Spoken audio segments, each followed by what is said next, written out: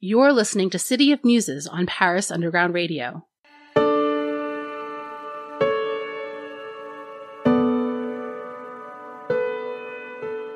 Welcome to the Season 2 premiere of City of Muses on Paris Underground Radio. I'm your host, Jennifer Garrity. I'm a screenwriter, filmmaker, and the creator and founder of the Paris Underground Radio podcast network. Each week, I sit down with an artist or creative to talk about what inspires them, what their creative process is like, and how Paris plays into it all. Molly Wilkinson has always loved baking. One day, years into her career in a digital marketing agency, she decided to fly to France and enroll in Le Cordon Bleu. Once she was trained as a pastry chef, there was no stopping her. Now Molly lives in Versailles and works full-time as a pastry teacher. She gives classes online and in person, and her desserts are delicious, adorable, and designed to make French baking accessible. She published a cookbook called French Pastry Made Simple in 2021 and is herself the subject of this year's children's book, Let Them Eat Cake.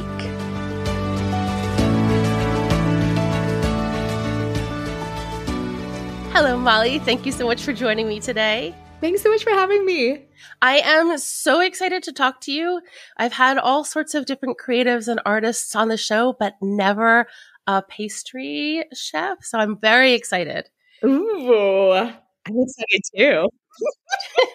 Can you start by telling our audience a little bit about who you are and what you do? Yep. So I am originally from Dallas, Texas. I live in Versailles, France, so just outside of Paris. Not in the actual palace, but 10-minute walk from it. I teach pastry classes, and I also authored a cookbook a couple years ago. And I just absolutely love it. And my journey is really interesting too. So I was working in marketing for 7 years before I made the transition. So it was a huge career shift for me. But I've been baking my whole life and very passionate about it. And so very thrilled to be following my dreams and making it my career. Amazing. So what is your earliest food memory? Earliest food memory was when I was probably 3 or 4 years old. My mom was gone, and so we had a babysitter in the house. And I'm sure my mom had been like, she loves to bake, make chocolate chip cookies with her. And I swear, I specifically remember there being eggshell in the cookie batter because we didn't crack the eggs very well, or maybe I cracked the eggs, and just being horrified. No, there's eggshell, because my favorite part, and this was memories too, was standing on a stool next to my mom and just eating tons of cookie batter. And so for it to be like eggshell in the batter, I think I was really traumatized by it, even at that young of an age. That's so funny that that's the part that sticks out. It was like, oh no, something's wrong. You're ruining my perfect cookie. And it was probably me. I mean, as a 3-year-old, yeah, probably. Yeah, most likely. So you used to bake cookies then a lot? Yeah. So I baked with my mom all the time. Lots of American things, right? So cookies, brownies. When I was 8 years old on school holidays, I was memorizing recipes. And I just would make them over and over and over again, right? And so my mom knew, okay, I always have to have butter in the fridge, sugar and flour on hand, and she's occupied. And so, yeah, that's what I did. And then when I started, getting older, I was making birthday cakes and cupcakes and different things. Specifically in college, I remember staying up till 3 a.m. to make like a 9-layer caramel cake from one of my friends. You sound like a very good friend. I love it. I love it. Like, I love celebrating birthdays, even now. One of my favorite things, and also celebrating like holidays. So baking for Halloween and Valentine's Day, absolute favorite. I just love it. I loved a themed bake. I still do. It's great. All right. Fabulous. I have so many questions about what you just said. So in everything that you've just said, it sounds like it's such an obvious choice for you to be doing what you're doing. But I read somewhere that it wasn't even your idea, that an HR person you were working with was the one that pushed you to this. Yeah. Why hadn't it occurred to you to become a chef? Yeah. So this was something where, and I think it was the time and age when I was growing up, right? Where it was very much about empowering young women to succeed in bigger career paths, like doctors, astronauts, things like that. Like that was the big thing. And so I was always told, like, to be successful, these are like the career paths that you should really go into. You should become a lawyer or an engineer. You know, women can do that. You know, they don't have to just be teachers or secretaries anymore. And so that was like the constant thing in my head was that, okay, I want to be successful. To do that, I have to have some sort of big 9-to-5 job. But in the back of my mind too, there was a little birdie that was like, I love Julia Child.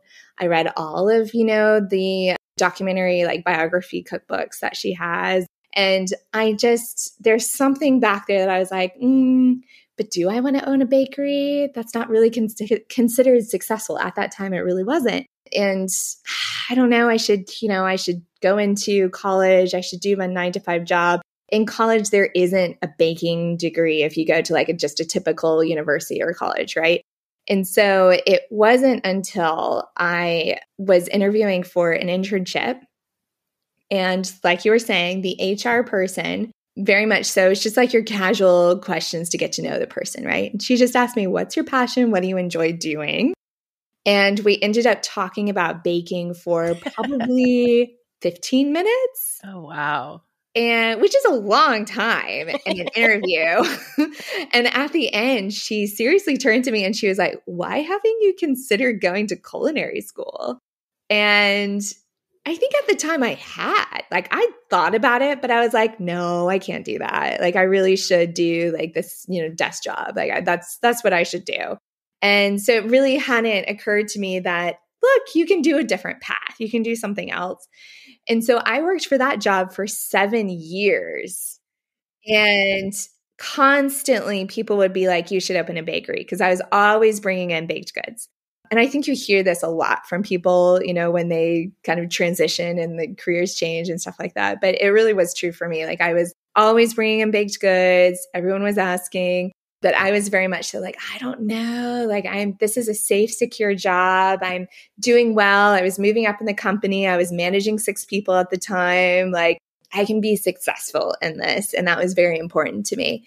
And I think it got to the point where I was like, I think I was around 23. And there was this moment where either I could pursue this different path, or I was going to move up to the next level in the company. And at that point, it was going to be more difficult to do something else. And people were taking sabbaticals in the office too. And so it was like, oh, well, maybe I could do the same sort of thing, but with baking. And so it was great. I essentially went to HR and I was like, okay, I finally decided to do it. They're like, great. And I was like, can I work remote as well? And they're like, yeah, sure. So I started applying for cooking schools, looked in the US, and they were all very, very long, like 3-year programs. And I'd already been to college. And so it's just like, for me, a 3-year program was not very interesting at that time. I was ready to get into the workforce. And so I turned my sights to Paris, which I'd studied abroad for like 2 weeks in college. That was it. I was like, sold, love it. When am I returning? And here we are, lots of years later. Yeah, I looked at the Cordon Bleu in London and I was like, ooh, I love it. I visited it. I was like, I'm feeling good. And I never visited the one in Paris before I applied, but I was like, you know what? Pastries from France. I should do it there. And so that's a very long-winded way of saying that's essentially how I made my way there. Oh, it's super interesting. If you said you started off, baking American goods, cookies and cakes and all that, how familiar were you with French pastry before you got here? And was that like a culture shock? Oh, that's a really good question, because I was not familiar at all. And I don't think I knew what I was getting into, honestly. Like, even when I'd studied abroad for those 2 weeks, it was my first time abroad. It was my first time in Europe, in France. And while I was there, I was a student and all I wanted to eat was croissants and pain au chocolat. Sure. And so I don't even think I went into a pastry shop when I was there during those 2 weeks. And I was definitely not at home making macaroons and profiteroles. Like, there's no way. And so I got there and I was amazed. I loved it. I loved how technical it was. I loved using a scale to weigh out ingredients instead of cups. And as I got more into it, I found out how easily you were able to use these base recipes in order to create so many different things. And that's what pastry is really founded on, is these different layers of flavors and textures that are, it's like a pastry cream and then you change it. You make a pistachio, you make a chocolate, a vanilla, right? And so that just by doing that, you're changing it and then you pair it with different things and you have contrasting textures or, things that are balancing out other things. And so it's just once you learn, like have a good base, a good knowledge, which I got at the Cordon Bleu, then you're able to go out and really expand your knowledge and create. So that's what I've been doing. When you think about yourself now, do you think of yourself more as a scientist or more as an artist? I'd say artist. Yeah.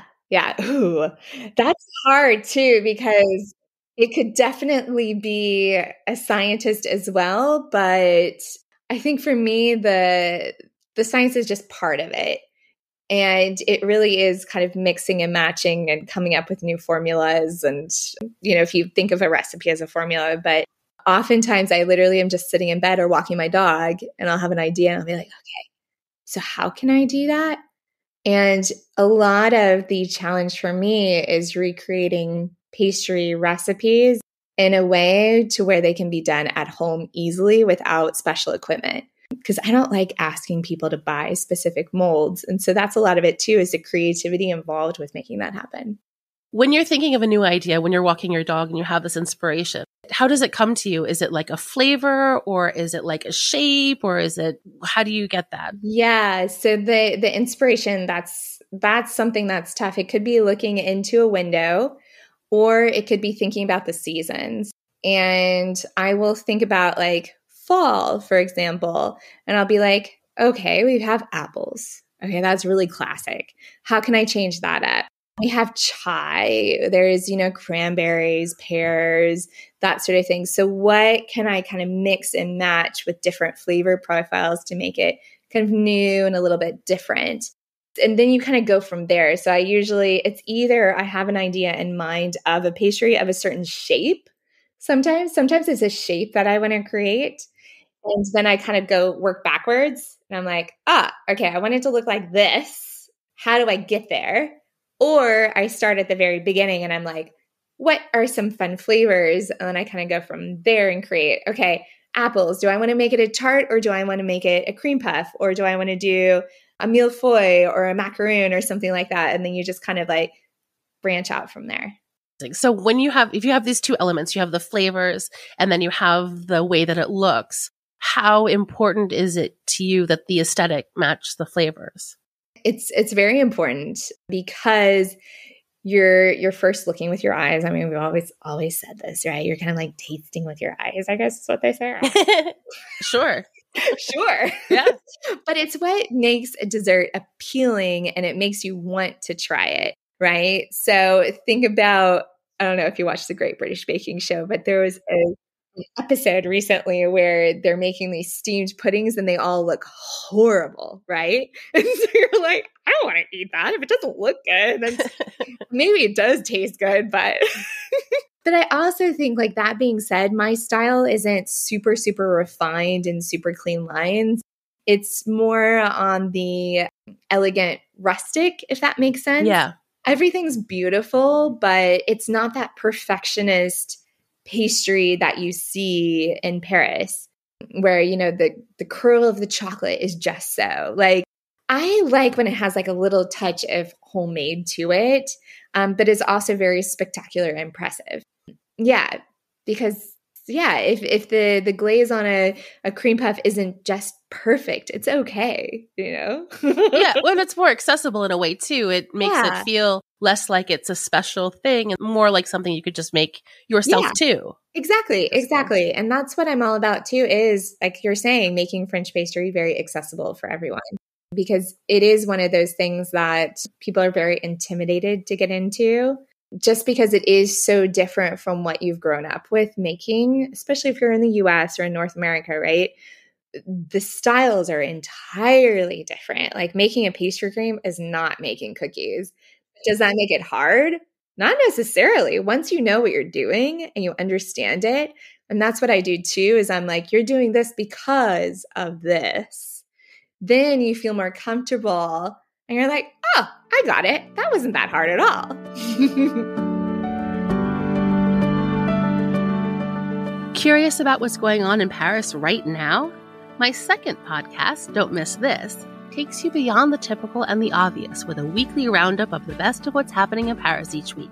Never wonder what you're missing out on again.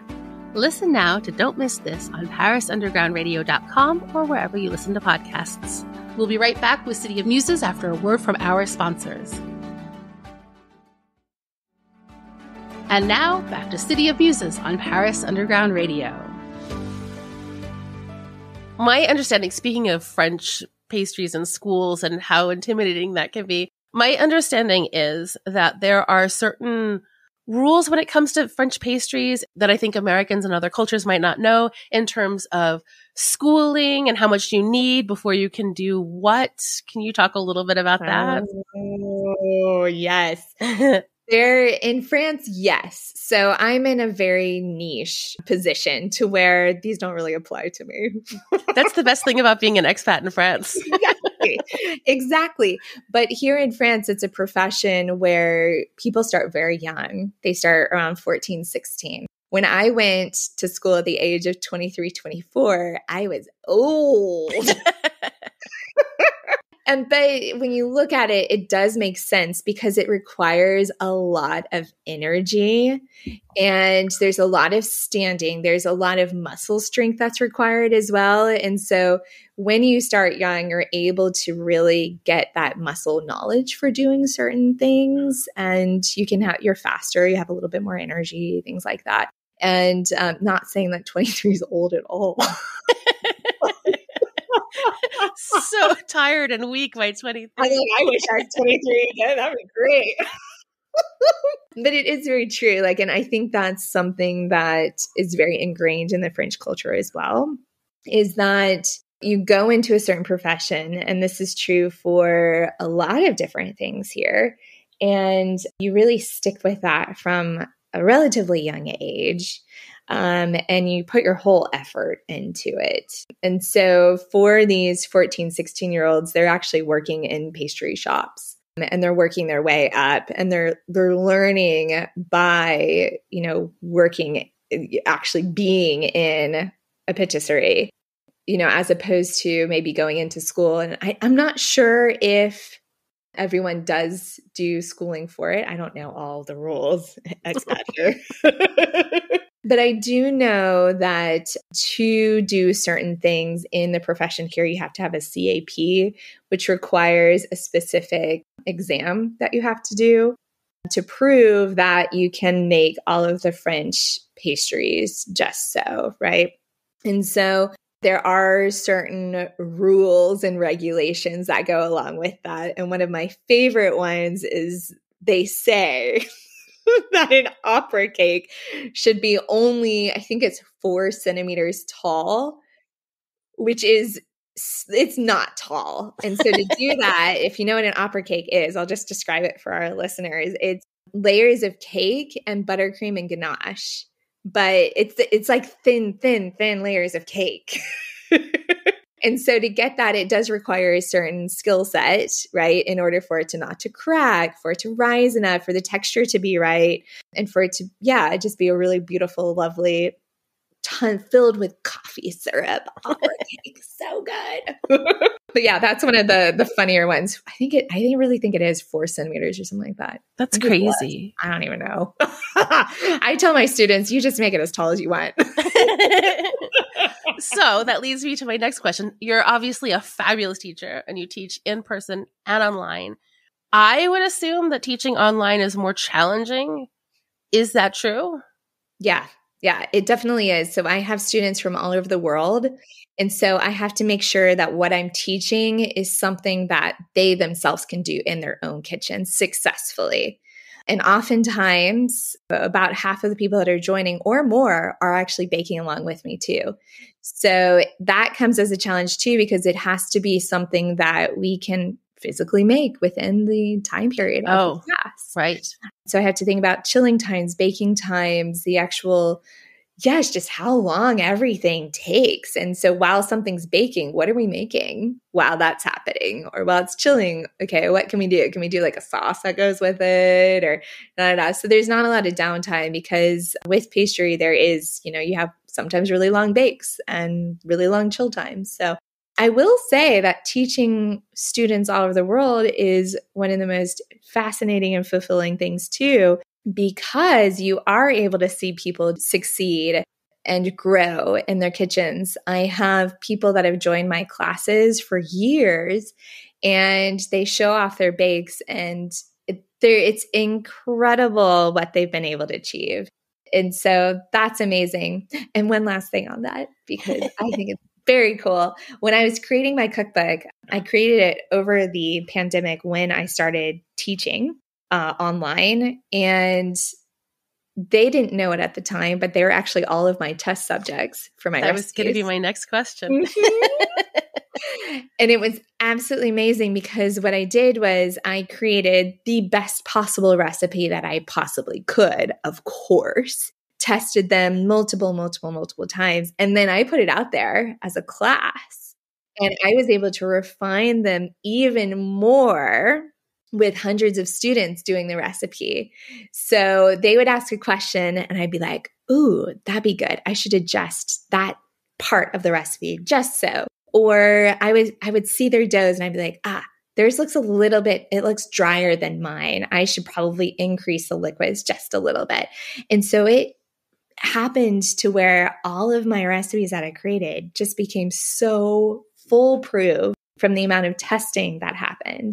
And the book it continues to sell so well, which is incredible, all over the world. It's called French Pastry Made Simple. I was just going to tell you to plug it. Go grab one. It's great.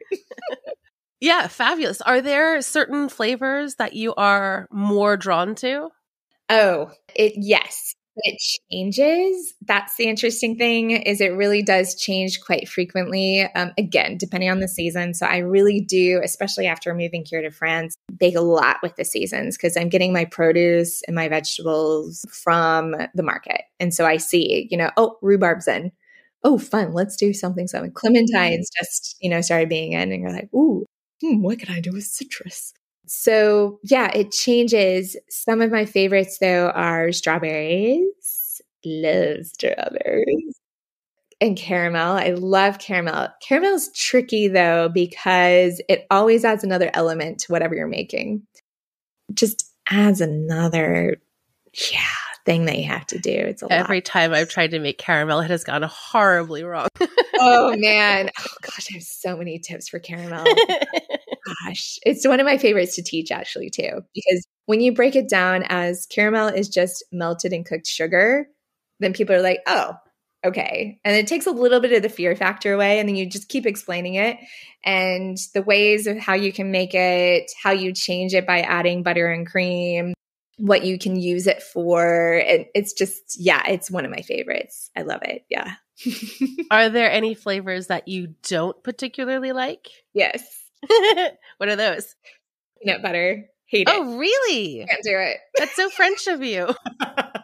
I think I had too many peanut butter and jelly sandwiches growing up. And I will say that at one of the bakeries that I worked at in Dallas, I had to make these were like peanut butter and chicken broth dog biscuits. Oh, okay. massive quantities. And I don't know. I couldn't deal with the smell. I don't know what it was. So ever since for a long time, and I was going to say since the big dog biscuits, but honestly, it was before that. I really liked it. So chocolate peanut butter, can't do. Anything peanut butter, nope. People ask for it and I'm like, you can change this up, right? But don't expect me to come up with any recipes for you. That's okay. There's more for the rest of us. That's right. What was the hardest pastry for you personally to master? Oh, Yes, mousses can be really hard because you have to get the gelatin just so to where it sets, but it's not gelatinous.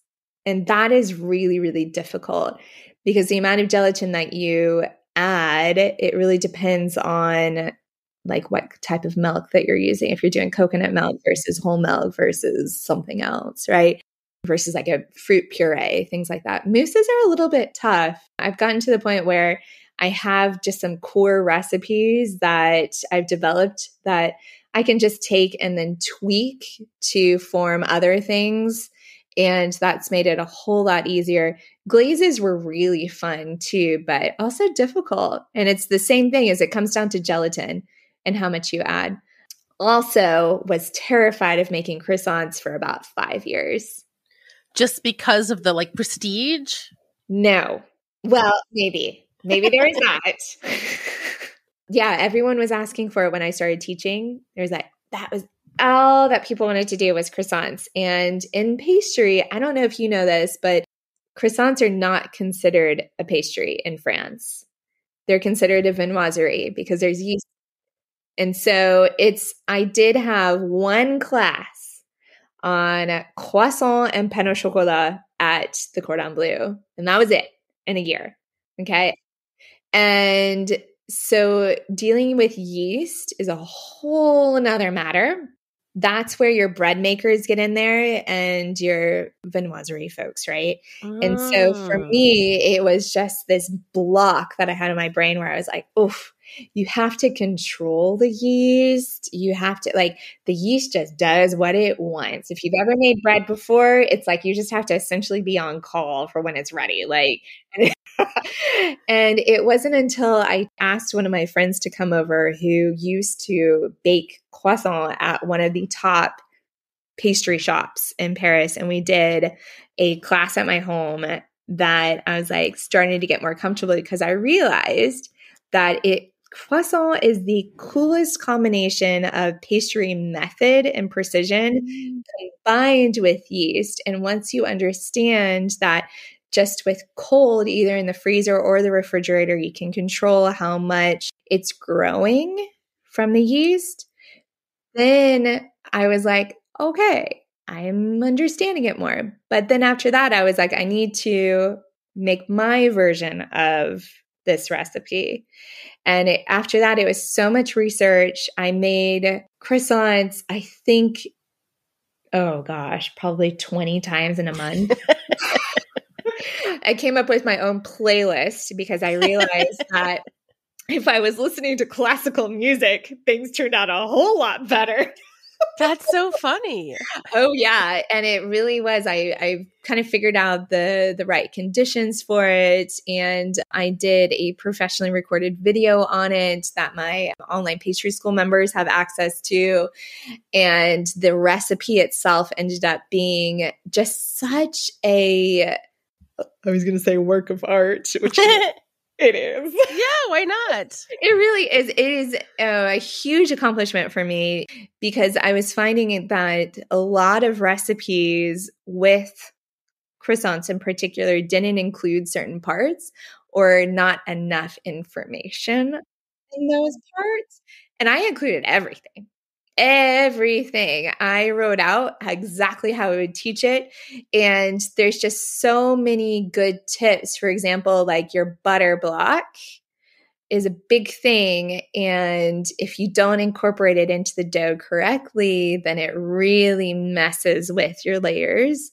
And I found I was talking with everyone that I knew in the baking world that did croissant.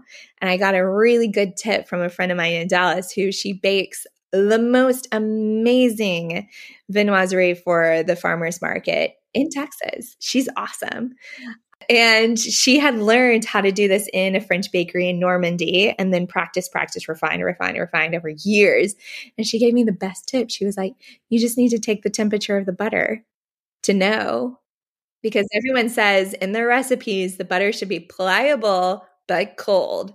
But what does that look like, my friends? So I'm getting very technical, but it's all very interesting things for bakers. It's great. It's nice to see your passion. Have you always dreamed of owning a place in Paris? If you're planning on moving, renting, buying, or selling a place in France, you'll need the expert guidance of Gail Boisclair and Marie Pistinier, hosts of the Paris Estate of Mind podcast. Listen now to Paris Estate of Mind on parisundergroundradio.com or wherever you listen to podcasts. We'll be right back with City of Muses after a word from our sponsors. And now, back to City of Muses on Paris Underground Radio.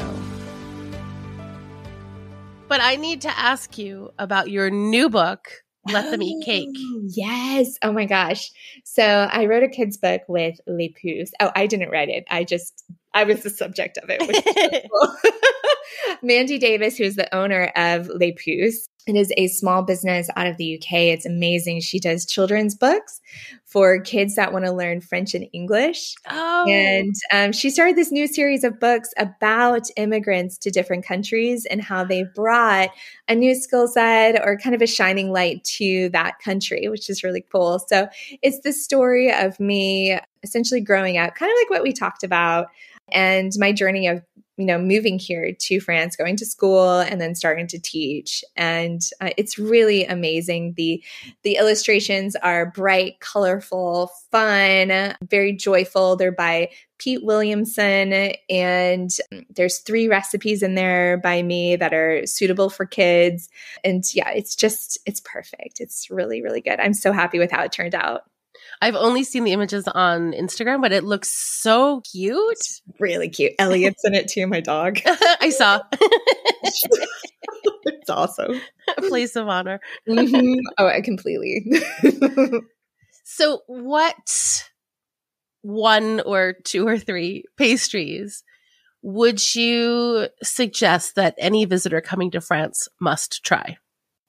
Gosh, it really depends on what you like, of course, like for like museums and things like that. But just like, yeah, if you're just like modern versus, modern museum versus like a regular one. But for pastries, it is all about your preference. But I would say probably a lemon tart is just so classic. And then I would probably go with something more complex, like an entremet. And every single bakery is going to have a different one. It's just they're those beautiful layered mousse cake. And they're just a lot of fun. So yeah, tarte au citron and entremet, like a mousse layered cake, and an eclair for sure. You have to have something with choux pastry. Okay, and then one more. Sure. Oh gosh, sorry, 2 more. Okay, Saint-Honoré, which is one of my favorite pastries to teach and to make because it combines lots of different elements in the world of pastries. So you have crunchy, you have creamy, you have caramel. It's like a puff pastry, cream puff, whipped cream concoction. It's amazing. It's so good. It's so good. And then I would so suggest a Paris-Brest, because it's so different from anything that you would have in the US, and you often don't find it outside of France. Not very often, I would say.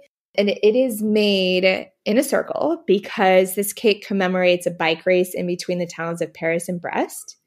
And so it's supposed to be like a bike wheel. And it's made with choux pastry. So the same stuff as like cream puff. And then on the inside, there's what's called a mousseline cream, but it's made with praline. So praline is a caramelized nut butter, and it is the best thing ever. So it's essentially hazelnuts and almonds that have been roasted and then cooked in caramel and then blended into this butter. So if you like, like that home style almond butter that you get at the grocery store, right? It's just so fabulous. This is such a French thing. You find it in chocolates here, but you find it in a lot of pastries too. And the Paris-Brest is like the epitome of praline. So yes, that one. This conversation is making me so hungry. Same. Oh, same. Yes. So the holidays are coming. Yes. Do you have anything special? I imagine you have something special in the works for the holidays. What do you have coming up? Yes. We have Zoom classes that are going to be covering all sorts of really fun things. So we have the classic Bûche de Noël, the Yule log cake. We're doing that twice. So we have one where you're making a larger cake, and then we have individual mini ones, which are so fun. Really fun to make with kids too. They get really into the decorations. A blast.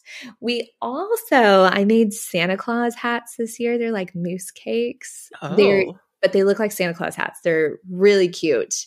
And for that, it's that mirror glaze, which is beautiful. Really fun to learn. All of my classes are for like any level of baker too. That's the thing. So if you're advanced and you join the Santa Claus, mousse cake class, you're going to learn something. If you're a beginner, you're going to have a blast as well.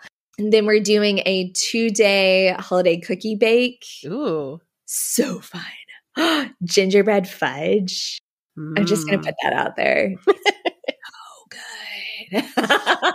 So yeah, lots of Zoom classes. They're all at 1 p.m. Eastern, and most of them are on the weekends too. So it works for like all schedules, but they're really fun.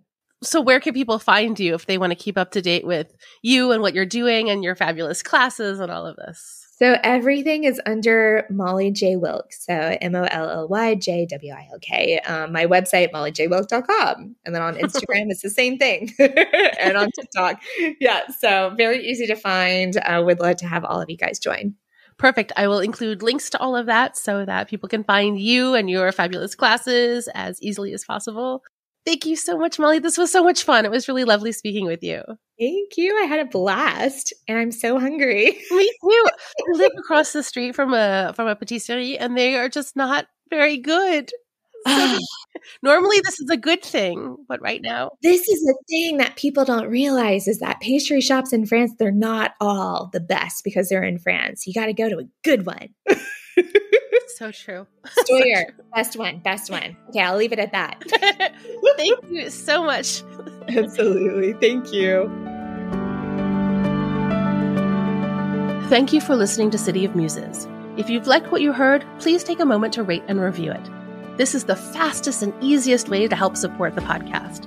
Tell a friend who could use a little inspiration. You can also subscribe to the Paris Underground Radio newsletter over on our website, parisundergroundradio.com, which comes out every Sunday and gives a little peek into what's on the network for the week ahead.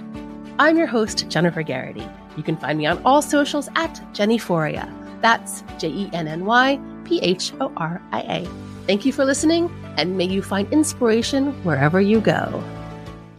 City of Muses was produced by Jennifer Garrity for Paris Underground Radio.